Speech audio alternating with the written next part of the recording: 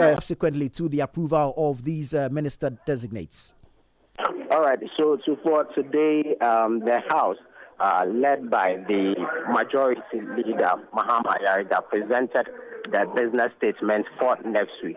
After the presentation of the business statement, it is often required that members would make input into the business statement where concerns that they have on issues would be relayed and then responses would be generated from the majority leader.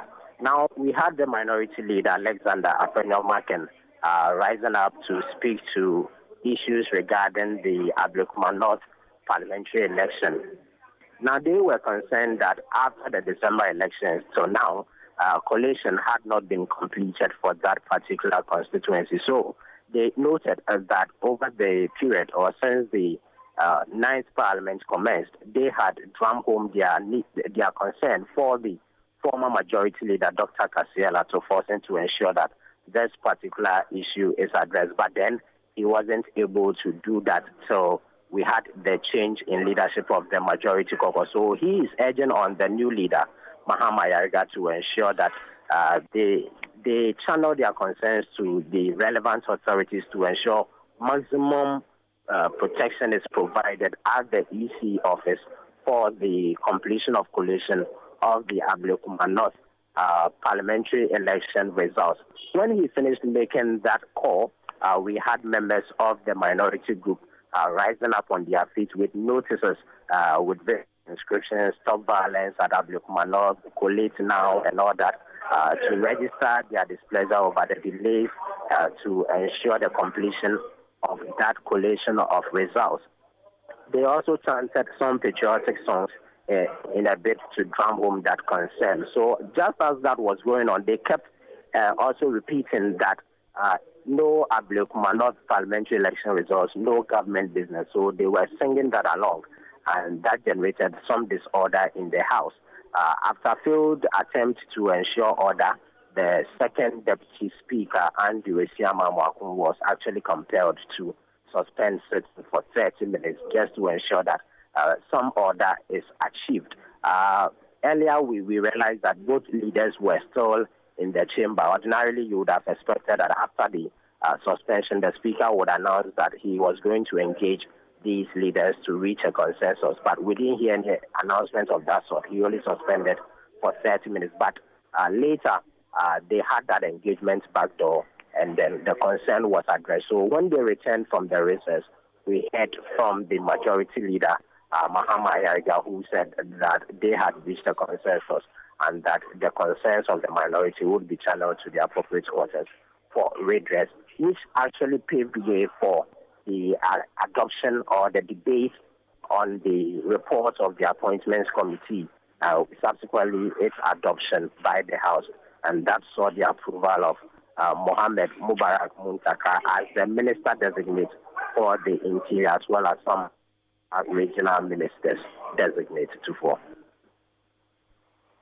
Very well, Ni. Now, following the approval, the House was adjourned. Is this the standard practice of the House, or did the House have other matters to consider which were shifted to Tuesday? Well, these were the key things that were expected to be done today, so there wasn't any outstanding business. It's expected that as far as the business was read by the majority leader, from next week, Tuesday, they would commence sitting, and then any business that has been tabled for next week would be taken. There's a new leadership on the majority side. Briefly tell us what has been their conduct so far. Well, so far it hasn't been bad, just that it's new to them, so they are now trying to put things in order to ensure that they have full force of their caucus, because yesterday and today, the minority has been raising concerns about the fact that in as much as the majority, they do not have full complement of the House. Most of their members are not in, and more often than not, in the adoption of these reports, which sees the one of ministers designate, you will require half of members of parliament to take decisions on them, which is 138. So if you do not have that number in the House, it makes it quite difficult to proceed with that particular adoption. So the minority impressed on them to ensure that they marshal their numbers into the House to be able to take that decision. And that also happened today. We did not have most of these NDC MPs. Quite a number of them were not available, and it was a concern that was raised by the minority. And the response from the majority side has been that they are now trying to get some of the fresh MPs who are, the first-time MPs onto various WhatsApp platforms where communication would be much easier, so that they could relay any information to them to be able to, expedite their moves into the chamber whenever such decisions are be taken. And today, for instance, the majority leader was supposed to also present the business statement for the ensuing week. And the minority chief of Frank Anodon actually raised concerns that when they were having the business committee meeting, these leaders, none of them was available. So it wouldn't be appropriate for any of them to hold the business statement, because they have concerns which these leaders may not be able to address since they were not at the meeting. And that also brought a bit of a debate. But the appropriate thing was done when the minority leader, Alexander Afenyomarkin, actually gave a cue that the majority leader should actually appeal to the speaker to suspend the orders of the House to allow him to be able to present the business statement. And he took that advice, and the speaker, Alban Bagbon, who was sharing proceedings at the time, actually ruled in that favor, and that paved way for the presentation of the business statement. So that is how the new leaders are trying, adjust themselves to their new portfolios to form. Well, Nick, kindly stay on the line for me. We want to listen to the minority leader, Alexander Afenyomarkin, on the protest of the delays in the collation of the 2024 parliamentary election results for the Ablekuma North constituency. Want to hear what he has been saying regarding this matter, and then we'll come to you for more engagement.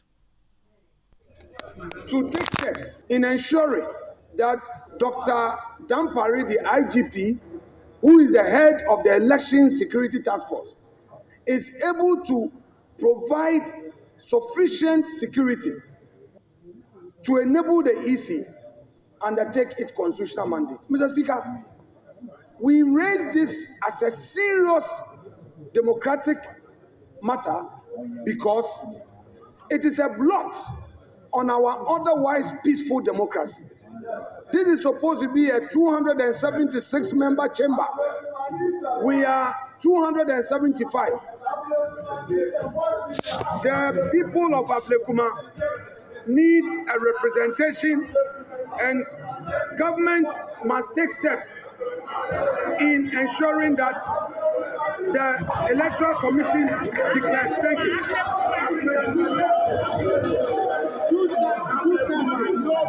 Take your hands off Ablekuma now.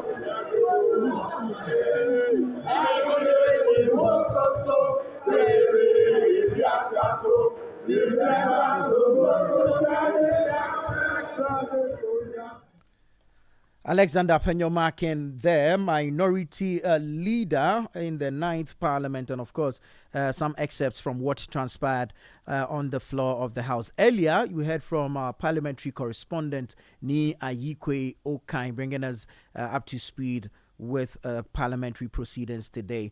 Let's go over the phone line, stay on this matter, and speak to the Member of Parliament for South Dying, and now Majority Chief Whip, Roxanne Nelson Dafiamakpo.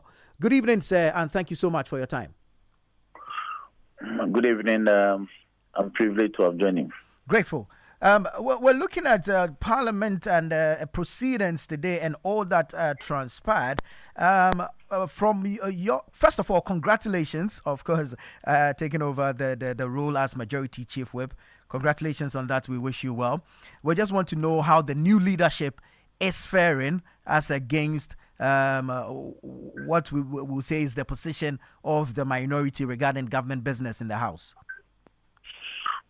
Thank you very much. Grateful for your prayers.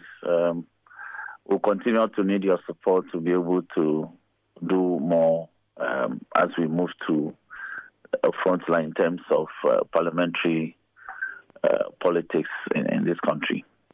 Now, regarding the position of the minority in respect of government business, maybe you will have to pose that question to them, because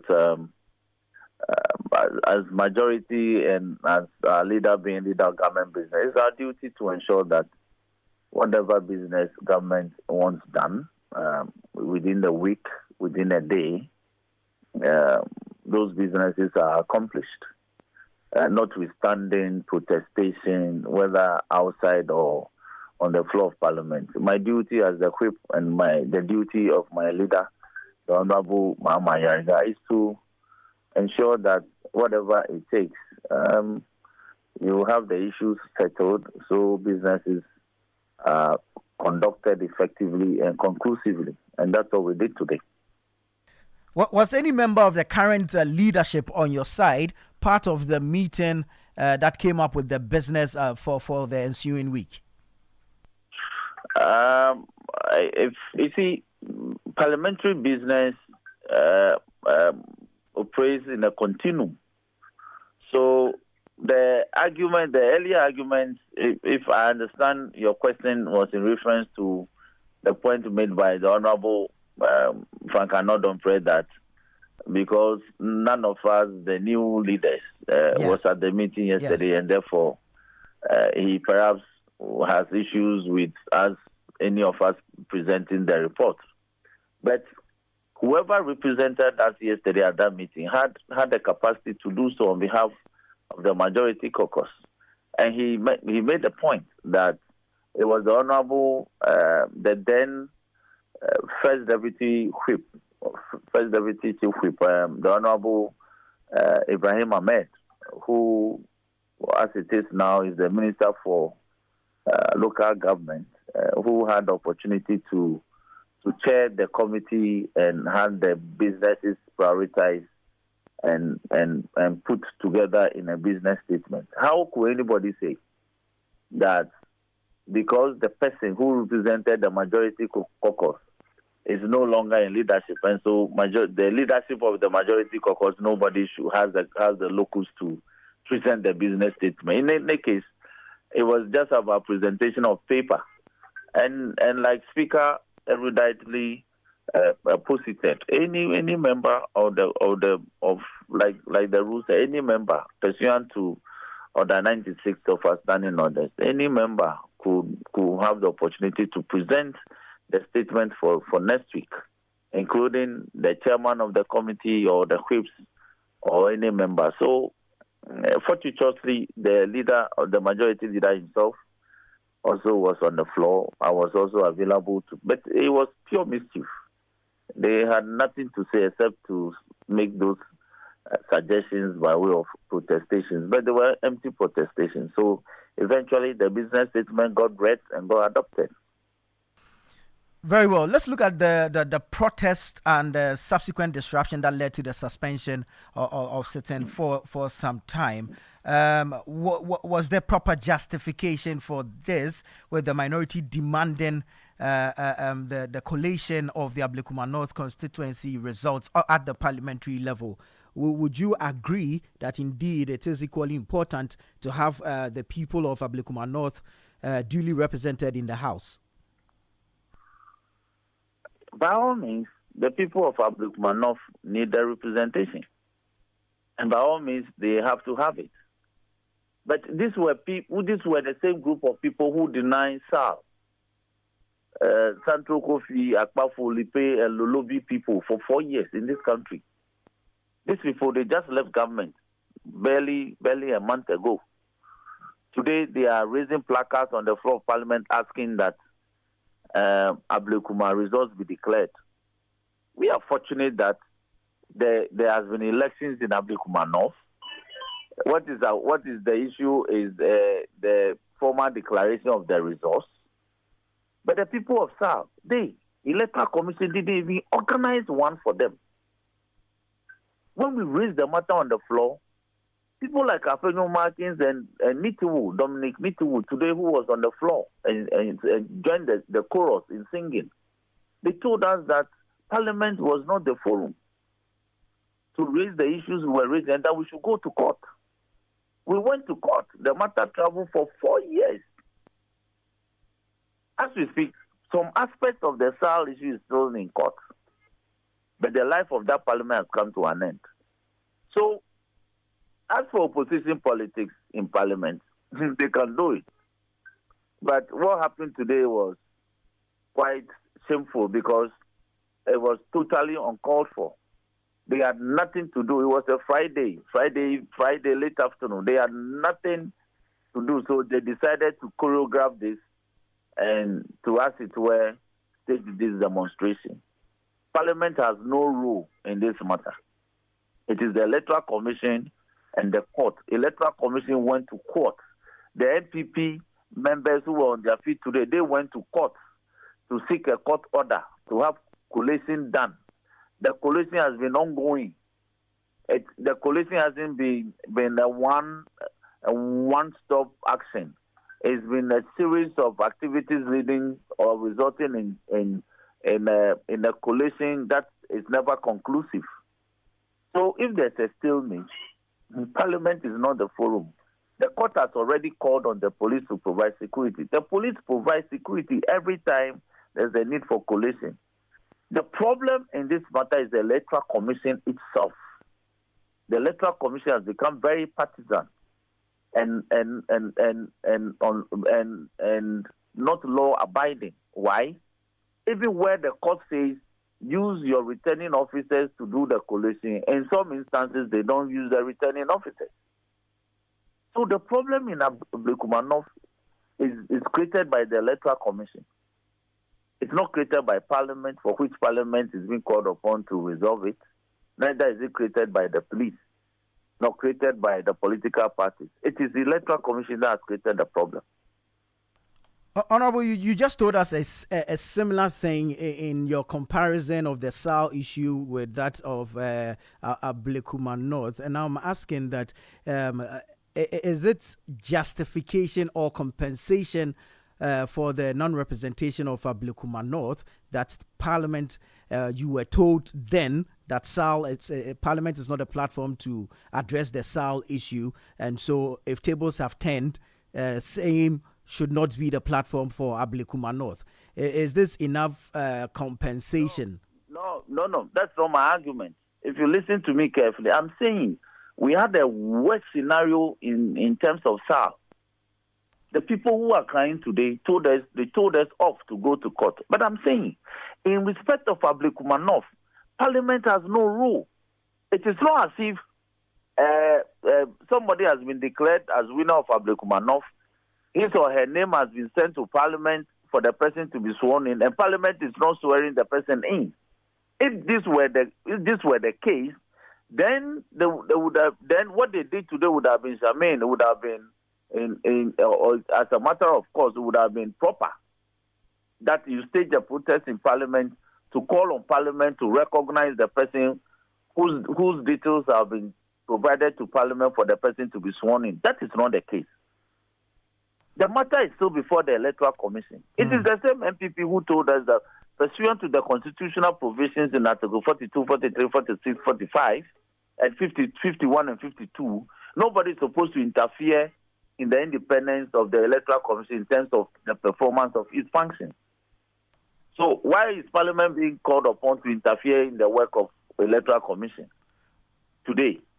Right. So the call is directed at the wrong quarter. The call by the MPP, they should hold a press conference outside of the presence of Parliament. They should go to their party head office, hold a press conference there, and call on the Electoral Commission to do its duty under law.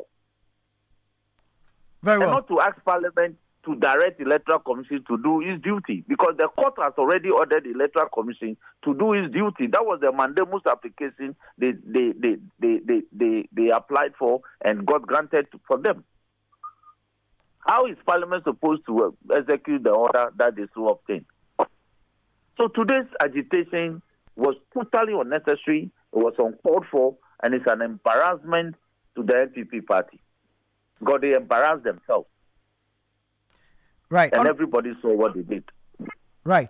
Honorable, how does the new leadership seek to deal or engage with the minority leadership going forward? The Ninth Parliament is still quite young, and how does the new leadership position itself to engage going forward, considering all that we've seen regarding the minority side since the inauguration of the Ninth Parliament?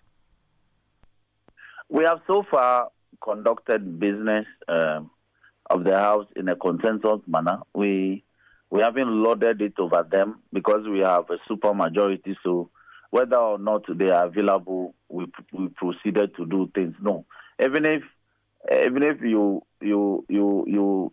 notice, you realize that even at the appointments committee during the vetting proceedings, we allow the minority, even those who are not members, bona fide members of the committee, to ask many questions as they desire, to ask as many follow-ups as they desire, so that tomorrow nobody will say that I was denied opportunity to vet a nominee of His Excellency John Dramani Mahama properly. In the same way, when we come to the floor, we dominate them by 2-1, and yet we don't lord it over them. If 4 persons are supposed to speak, we take 2, they take 2. We allow them to have equal say because we believe that consensus voting is what is required in Parliament. But they appear to be abusing the courtesies and the privileges we are extending to them. It is not healthy. So we want to advise them to respect the courtesies and not abuse it. Because we are capable of conducting business minus them completely. But we won't do that because the minority must always have its say in this matter.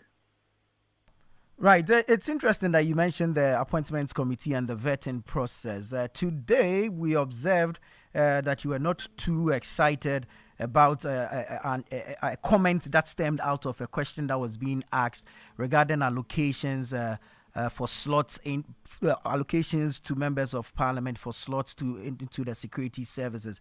Could you kindly explain to us really if there's any truth to this and what your bone of contention was? Okay. This protocol thing is a very vexed matter. And I recall that as a member of parliament between January 2017 and January 2025 in the 7th and 8th parliament, I never, as a member of parliament on the ticket of the NDC, I never got anybody ask me that Honorable Roxin Dafama bring 5 persons or 2 persons or 3 persons from your constituency for purposes of recruitment into either the police, either immigration, or whatever it is, fire service or whatever, national security or whatever. Never. But have you heard that there's something like this? Hold on.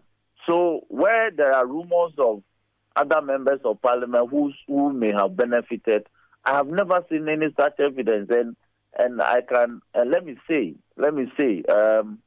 we know humility that I have risen through the ranks, and now from the back bench, now I'm in the front bench. So I also passed through the middle bench. If there were things like this that was replete, I would have known. I would have come across it because I'm such an active voice and such huge character on the floor. I would have come to my attention and I would have clamored for it. Never.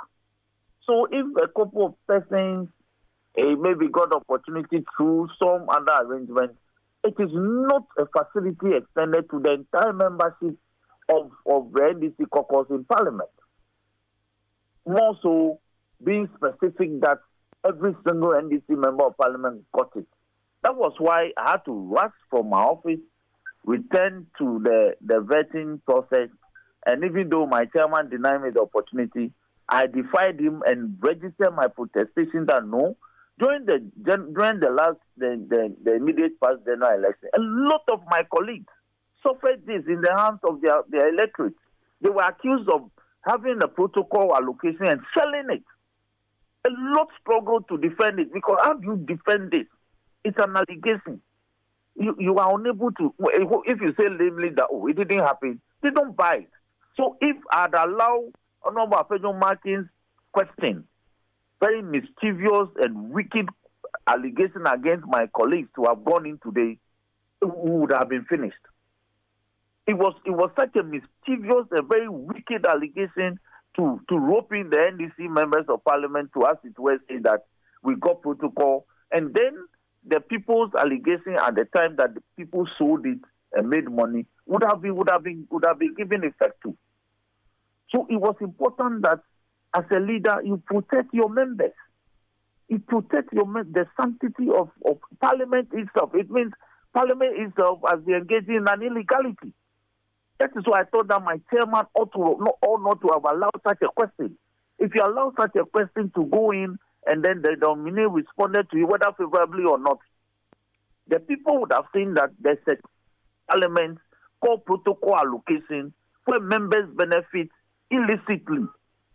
And such a picture ought not to be painted of parliament.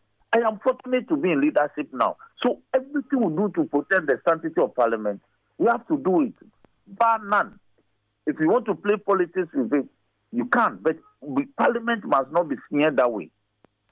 This has been a long-held perception, and coming from no mean person than the minority leader, with where you are now being in position of leadership and with your party in power, would you leave this to rest where it is, or would there be cause for some investigation to clear the public perception out there regarding this matter? If it becomes very necessary, we may have to demand for some inquiry into this, because you see, he has been on a crusade. When members come, he will tell you, you bought public land, you built on public land. He's been on a very mischievous crusade against our nominees. So we are not taking these matters lightly. He's doing so because we have accused them of selling government or state lands cheaply to their members. So he's been seizing the opportunity to even the disequilibrium by saying that even our nominees as members of parliament and those who are about to get opportunity to become ministers of state, they are already living in properties sitting on state land. That is the picture he's going about and painting in the minds of the people. Then he's adding other layers.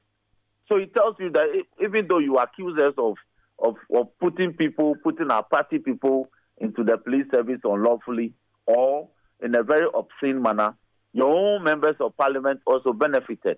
Then again, the scores are even. If you allow him, those are the tangents that he's pursuing. Those are the agendas that he's pursuing. So the records must always, we always will seize the opportunity to set the record straight and to put him to street proof, as we say in law. If you say you have a tall list, by all means, Honorable Afenyo Martin, put the list out and let those who would have been cited in such a document for having benefited from a certain protocol allocation, let them come and defend themselves. So I can protect the rest of my flock who have not been besmeared this way. But until that is done, I have to protect the integrity of my members, all 187 of them. And that is what I did today. Very well. Honorable, thank you so much. And once again, congratulations. We wish you well. It's my pleasure, my brother. Roxanne Nelson Dafiamakpo is the Member of Parliament for South Dai and now the Majority Chief Whip. This is Eyewitness News on 97.3 City FM. Still ahead, Energy Minister John Jinapor gives committee 1 month to develop ECG privatization plan. Stay with us. We'll be right back with the details and then we'll take some of your messages. Eyewitness News. Be there as it happens. Oh, jump on now. Go, the go. Google me. At what time when you come back where I don't hear the sound of your car? Why you buy new car? No, I not change my car. It be the same ride. It be the fuel way I change. Way one shouts it. Ever since I started using the all-new Excellium Premium Fuel, fortified with 3-in-1 action. Oh, Joe, now my car they run like electric car. No, it's so. This is the type of fuel where they want to. Because now engine they cost. Where they want for way if I buy it, it go protect my engine. And with the small way I buy, I go drive, sir. Absolutely. It's like strapping a turbocharger to your engine and giving it a protector. And what they bust my mind, Seth, be the 3-in-1 action, no? Excellium, they prevent up to 99% of deposit. It be anti-wear, some be anti-corrosion. Won't pay when I open them. Hey, so where can I find this magical fuel? Just head over to any Total Energy service station and your car will thank you. Hey, then make a finish my go be fast, then rush go Total Energies. My friend, but why your hand my go be inside? I give you info. Make I feel the go be too small. The go. Yo, Pana. Excellium is designed to protect your car engine, decrease fuel consumption, and lower CO2 emissions. Don't say fuel, say Excellium. Choose Excellium, choose quality. If home is where the heart is, then let's go home, shall we? Let's go where the entertainment is, where the passion is, where the laughter is, and sometimes even the tears too. Let's go where we feel safe enough to share our opinions. And send tweets. Where we do that embarrassing little dance to our favorite song. Let's go home where the love, the care, and the joy live. There's no place like home. Connect your home to super fast internet with affordable data bundles from MTN Home. Visit broadband.mtn.com.gh or your My MTN app to sign up today. MTN.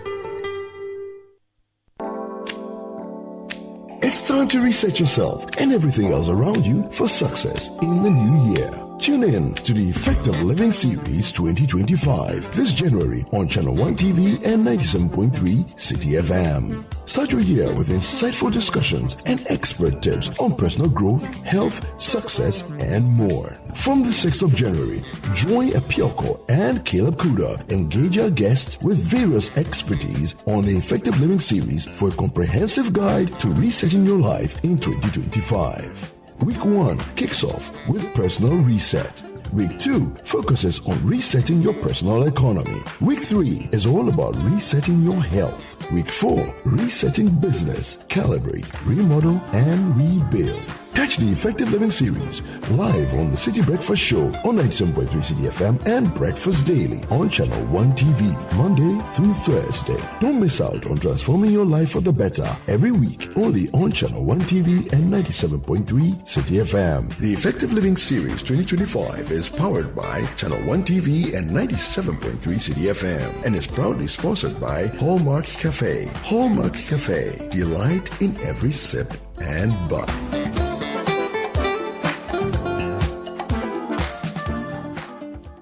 Eyewitness News. Be there as it happens. You're welcome back. This is Eyewitness News on 97.3 City FM. Let's take you back to Parliament and get more perspectives regarding the proceedings in the House. We'll now go over the phone lines and speak to Dr. Rashid Draman. He is the Executive Director of the African Center for Parliamentary Affairs, ACEPA. Good evening, sir. Thank you so much for joining us. Good evening. Very well. Doc, today we've seen a disruption in the House following the minorities' protest over delays in the collation of the Ablekuma North constituency parliamentary result. What does this suggest to you from where you sit? Is this going to be the conduct of the minority going forward in the 9th Parliament? Yeah, it looks as if, because this is the second time they have adopted this strategy. On the very first day of this 9th Parliament, during the election of the Right Honourable Speaker, you remember when Honourable Afenyo Makin was being prevented from going against their own rules and procedures, they pulled this strategy and started singing and disrupted the process for a little while. We have seen it again today. But what is particularly interesting for me about today is the fact that, for 4 years in the 8th Parliament, SAL didn't have any representation. And it looks like the NDC was very charitable then, or did not have any strategy. When indeed they could have used the same strategy if, even if it is, I think, not a very kind of a good strategy, in my opinion. We never had this kind of, if you like, disruption in any parliamentary proceeding in the 8th Parliament from the NDC because SAL was not represented. So what this seems to suggest to me is that given their dwindled number in the House, it looks like the minority is really getting organized to give the NDC real opposition, even if sometimes, this can be described as a bit rowdy and bordering towards unparliamentary, if you like, because singing and banging tables in the chamber, I believe, perhaps is beginning to go beyond what is accepted in a legislative chamber. Have you observed a trend, or is it early days yet to establish a trend where the minority would cause a disruption in the chamber instead of staging a walkout? We noticed that in the 8th Parliament, where they were on the side of the majority, they adopted the strategy of walking out. However, it appears the new strategy is that of causing a disruption in the chamber rather than walking out. Have you noticed this as well? Yes, in fact, I've noticed that as well, because in the 8th Parliament, they would have walked out because they knew then that if they walked out, the NDC would not have the numbers to constitute the required quorum to conduct business. Today, they know the tables have turned. If in a situation where Honorable Mama Ayarga has his troops behind him in their numbers, a walkout will not mean anything because they will still have the numbers, except maybe to say, maybe we want to make sure that if important decisions are made in this country, the decisions are not one-sided, and then they would negotiate. But if push comes to shove, and there's a walkout, it will be a meaningless kind of exercise. So I believe that is why they have adopted this strategy, because in the 8th Parliament, they could have done things, bank tables, and so on, but we never saw that. So yes, to your question, I think that's a strategy, and I believe I heard you speak to Honorable Dafiamako earlier, and he and his colleagues. I don't know what they make of this, but I think it's a wake-up call to them. How much of this can they tolerate? How much of this can the Right Honorable Speaker or whoever is sitting in the chair can tolerate? I think we need to see in the coming days and weeks. I was coming to that to ask how much of a difficult task do you think this portends to the new leadership on the majority side? Well, I think as you saw today, the Right Honorable Speaker, the Second Deputy Speaker adjourned sitting, and which is normal, just to cool tempers and also have some dialogue between the two sides, and then reconvene, which is the right thing to do at all times when tempers begin to flare. But I don't know, knowing Honorable Mama Ayarga, his calm demeanor, he's not a rowdy person, he's not a dramatic person, I believe, and then he also made a commitment to give space to the minority to do his job in terms of holding that government to account. But I'm not too sure whether I don't know the level of elasticity of his tolerance in terms of taking this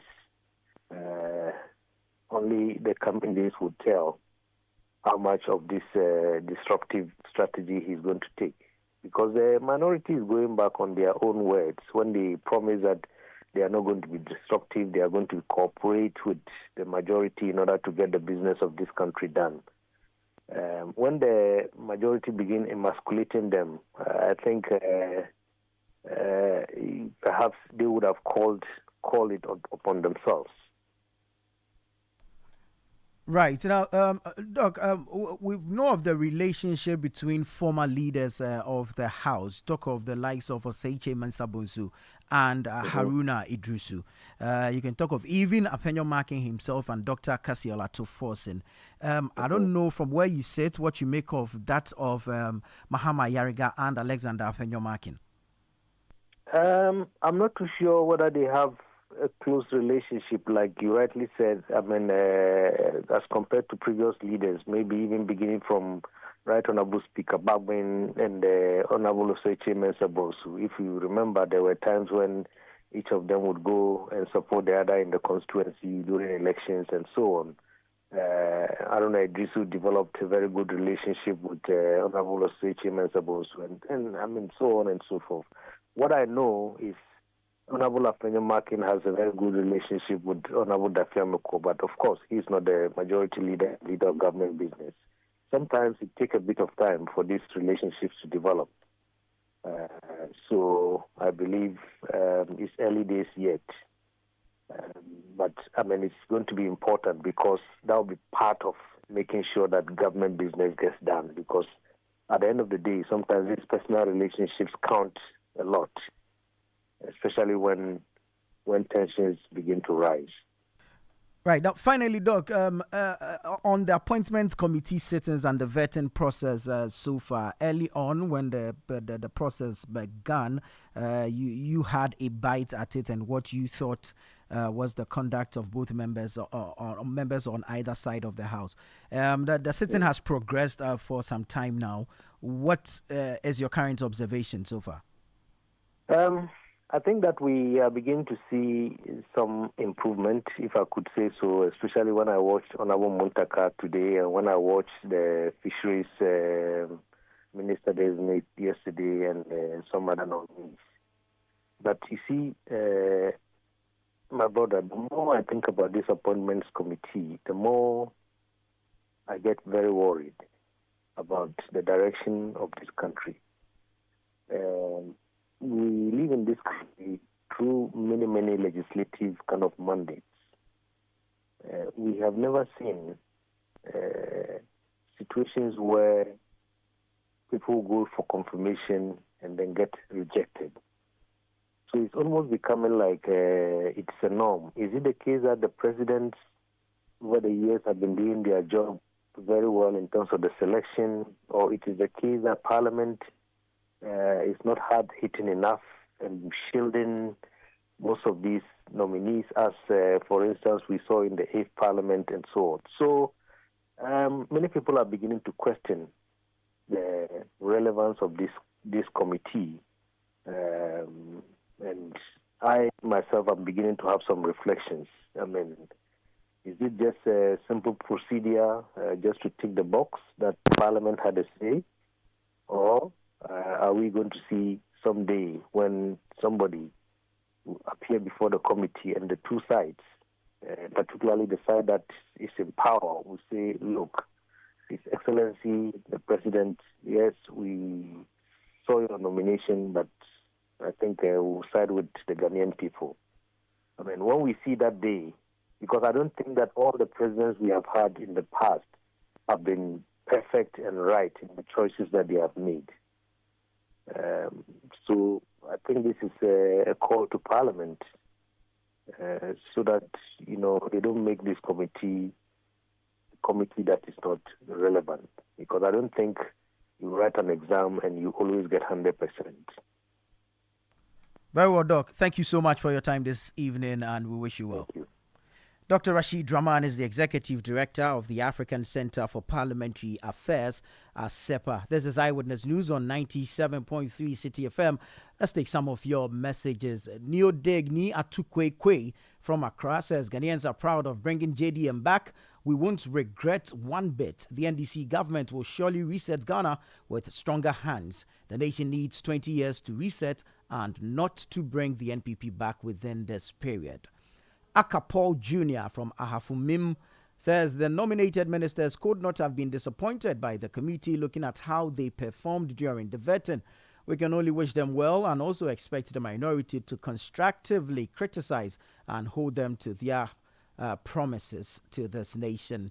Nyoja Bright in Nottinghamshire, United Kingdom says NPP now understands the importance of representation after the wickedness meted out to the people of Sal and Asin North. They have 4 long years to cry like babies. This is Eyewitness News on 97.3 City FM. Let's bring you some more stories. And the Energy Minister, John Jinapo, has given a committee 1 month to come up with privatization plans for the electricity company of Ghana. We want to get some perspectives to this because the Public Utilities Workers Union is registering opposition to the privatization of the ECG. Joining us now live via telephone is the General Secretary of the POO of the TUC Ghana, Timothy Nyame. Good evening, sir. Good evening, sir. Thank you so much for your time.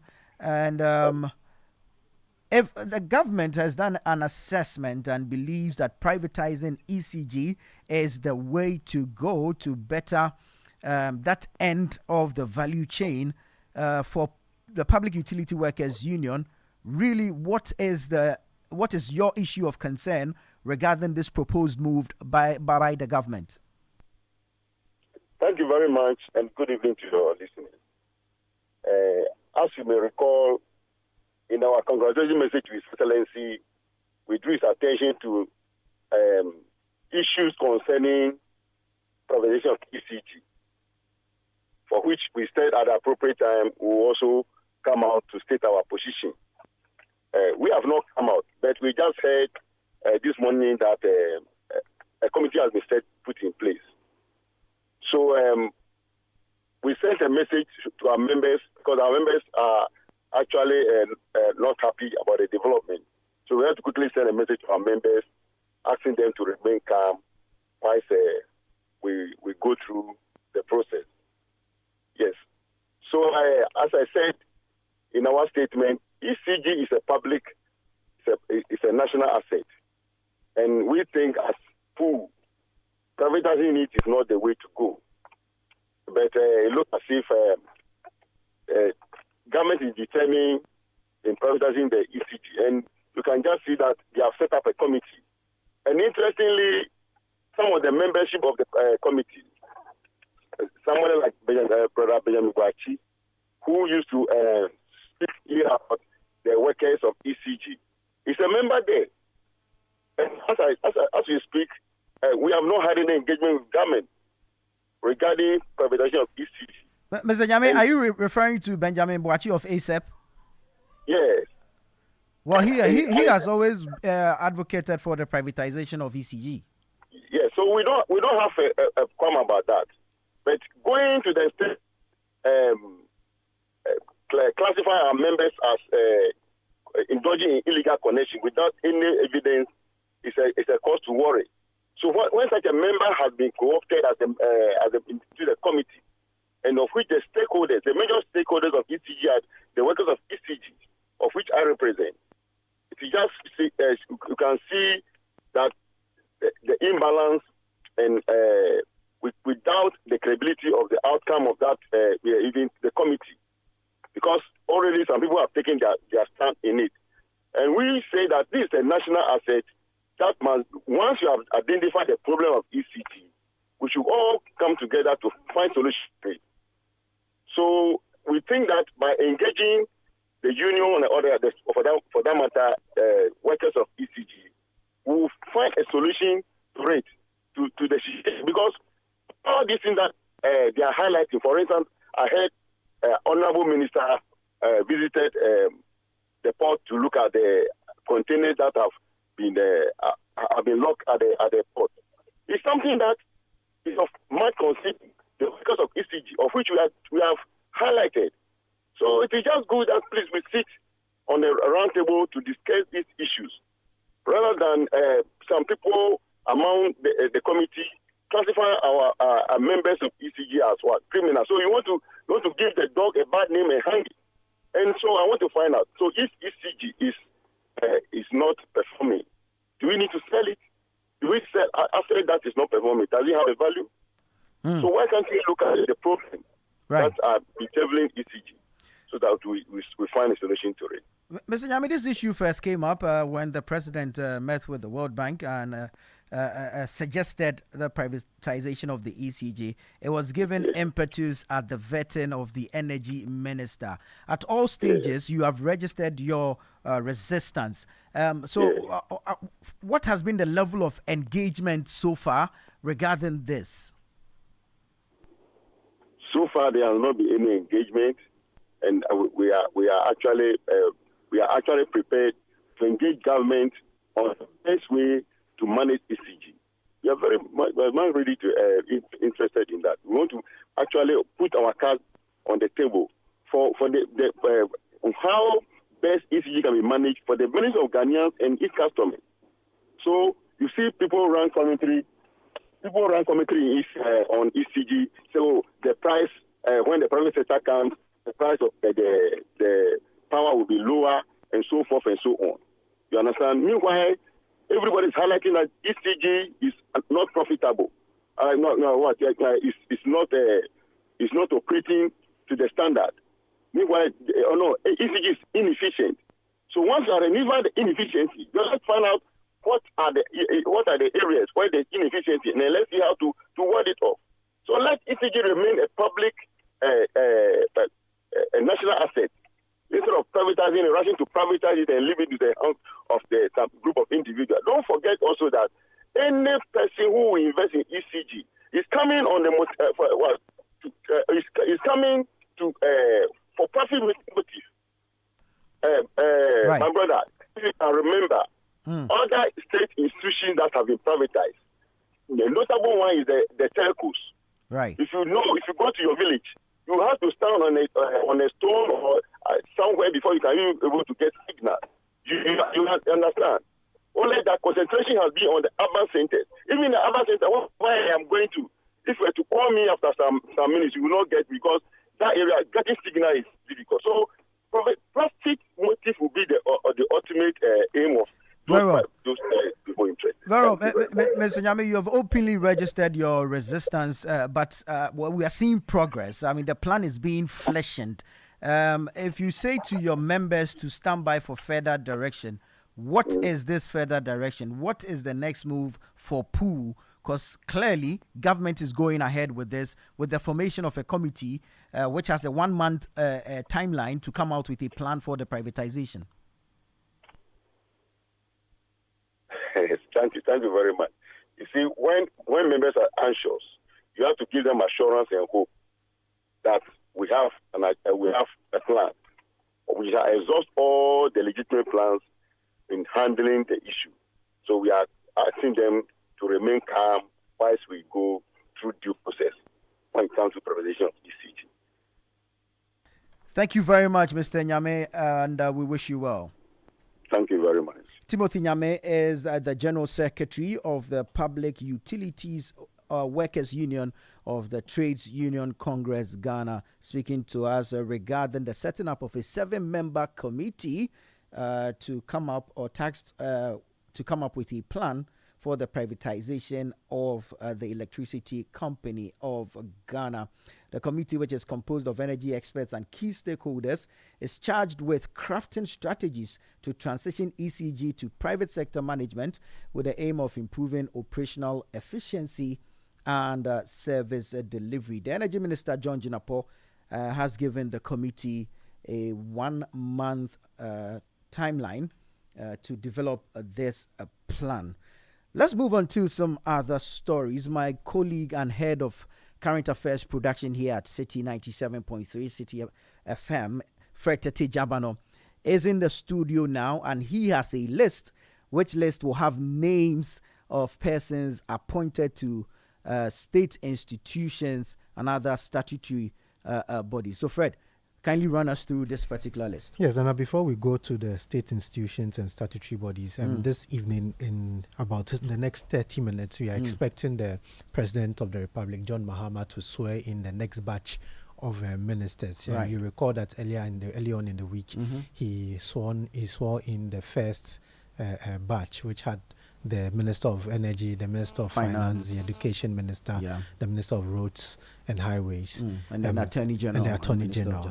This evening, he's going to swear in the next batch, which has to do with Ahmed Ibrahim of the Local Government and Chieftaincy Ministry, Agnes Namomo Lati of the Gender Ministry, Elizabeth Owusu Jare, Minister Designate for Trade and Industry and Agribusiness, Abla Jifa Gomashi, the Minister in charge of Tourism, Elizabeth Arthur, Minister in charge of Fisheries and Aquaculture, George Opariado, Minister in charge of Youth Development and Empowerment, and Mohammed Muntaka Mubarak, Interior Ministry. His vetting was done today, and Parliament confirmed him today, and this evening he would be sworn in as the substantive minister for that particular ministry.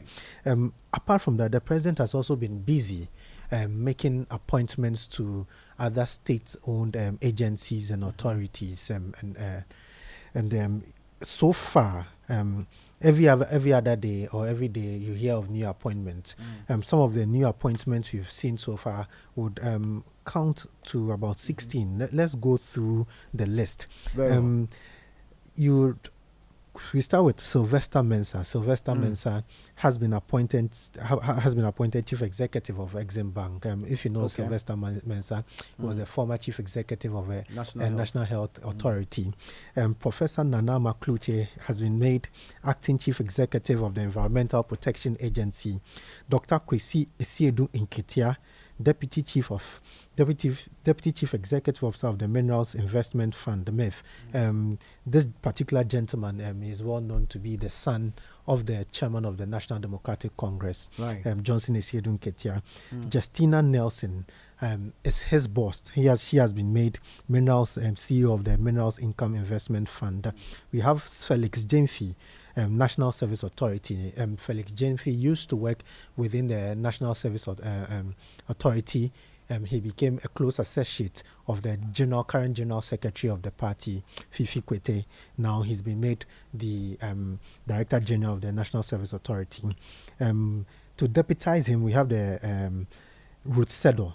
Ruth Sedo has been made the Deputy Director General of the National Service Authority. Emmanuel C. Sikweno, Gaming Commission, he's been made acting head of the Gaming Commission. Adam Mutawakilu, popularly known as Galus, is heading to the Ghana Water Company. Charles Bedu Mensah has been made acting head of acting chief executive of the NPR, National Pensions Authority. We have Jones Bote Aple. He's been made acting head of GIELC. Those who do not know Jones Bote Aple, Jones Aple used to be the head of the small arms authority. That's Jones Aple. He used to be the head of that particular institution. The Small Arms Commission. Yeah, Small Arms Commission. He's been now made head of GIELC. Malik Basintale has been made chief executive of the Youth Employment Agency. Randy Abe, acting chief executive of the Ghana Cocoa Board. Julius Nikwe, popularly known as Logas. He is currently the vice chairman of the Klotekole constituency. He's been made the acting chief executive of the DVLA. Abbas Nuruddin has been made the active chief executive of the Social Investment Fund. Abbas is a legal practitioner and mostly practices in the Ashanti region.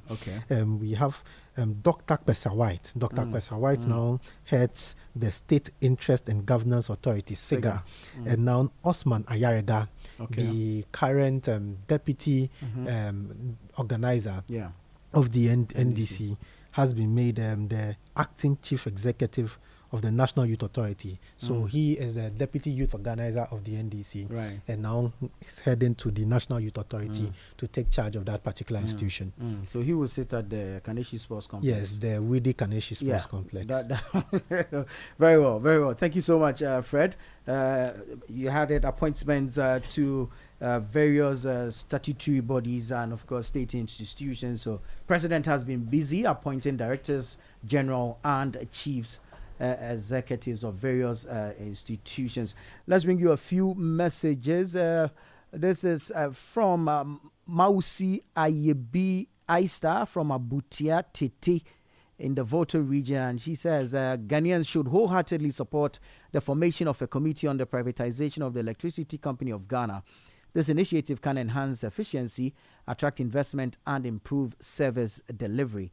Empowering the sector through privatization is crucial for sustainable energy development and economic growth in Ghana.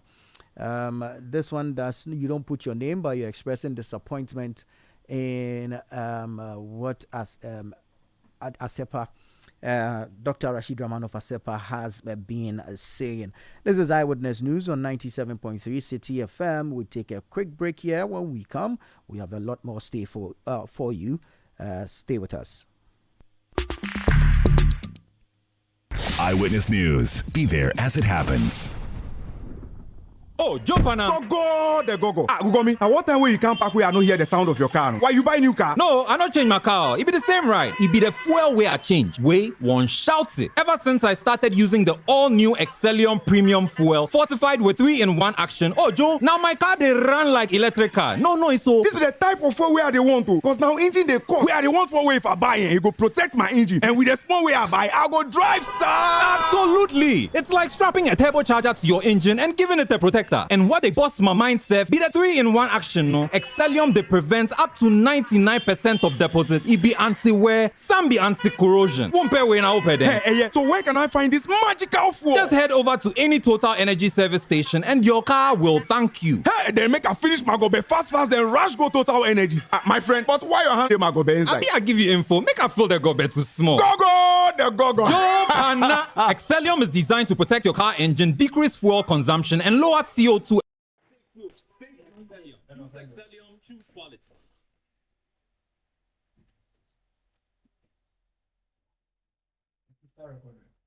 Oh,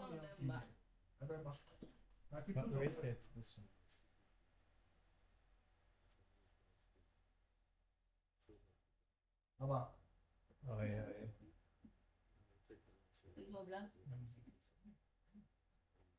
Okay, ça va. Audio. Check the sound. Yeah. Yes. Push. Yeah, right. Record. Right stand. Holding the office off. Boost it. This is the phone. Doing the name of the Almighty God swear. So I'll pick. That I will not directly or indirectly communicate or reveal to him. Let me try some. Any matter which shall be brought under my consideration or shall come to my knowledge in the discharge of my official duties, except as may be required for the discharge of my official duties, or as may be specially permitted by law. So help me God.